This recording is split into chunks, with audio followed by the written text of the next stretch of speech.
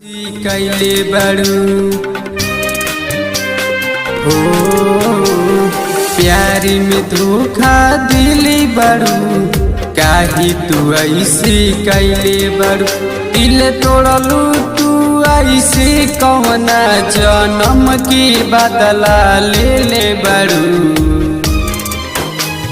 प्यार में धोखा दिले बड़ू, काहे तू ऐसे कैले बड़ू। प्यार में धोखा दिले बड़ू, काहे तू ऐसे कैले बड़ू।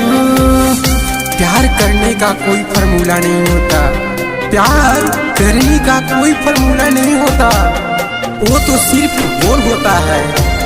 अरे प्यार करने वाले, अरे प्यार करने वाले, हीरा से भी प्यार अनमोल होता है, अनमोल होता है।